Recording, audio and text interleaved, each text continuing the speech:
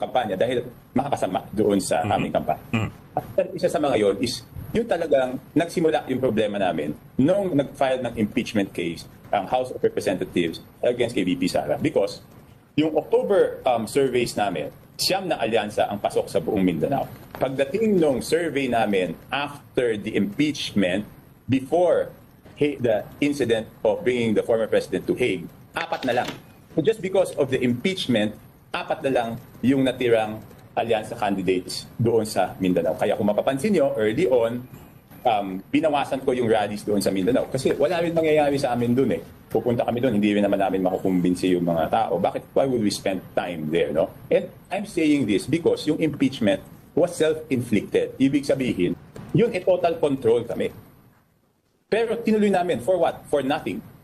Diba? Nag-file ng impeachment complaint, February 5. Hanggang ngayon, hindi pa nasisimulan. Pinigilan ko sila noon. Ayaw nilang makinig. Sinabi ko, maapektuhan yung mga senador natin. Ayaw nilang makinig. So, yan ang nangyari. Sinabi ko doon sa House na anong stand ko doon sa impeachment. Una, sinabi ko, bakit nyo ginagawa yan? Last day of session. Okay? Last day of session.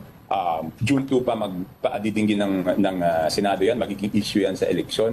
So, kaya hindi ako pumema. Tinuloy nila. O de, yan ang naging epekto. Tapos nasundan pa nung sahig, no? So ano nangyari doon sa isip ng tao? Ang nangyari sa isip ng tao, masyado nating pinupunterya, di ba? Masyado nilang pinupunterya. Ibig sabihin, una yung anak, in-impeach mo. Tapos yung tatay napadala sa Hague. Pero yung pagpadala sa Hague, there are circumstances external to us beyond our control.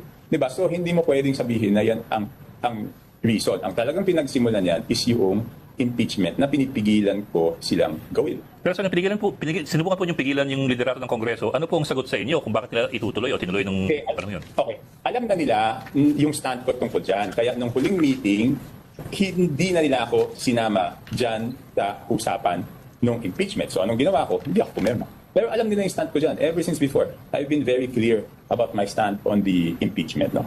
Hindi ko kayang sagutin noong kampanya dahil makakasama doon sa aming kampanya. At isa sa mga yon is yung talagang nagsimula yung problema namin nung nag-file ng impeachment case ang House of Representatives against kay VP Sara. Because yung October surveys namin, siyam na alyansa ang pasok sa buong Mindanao. Pagdating nung survey namin after the impeachment, before the incident of bringing the former president to Hague, apat na lang. So just because of the impeachment, apat na lang yung natirang alyansa candidates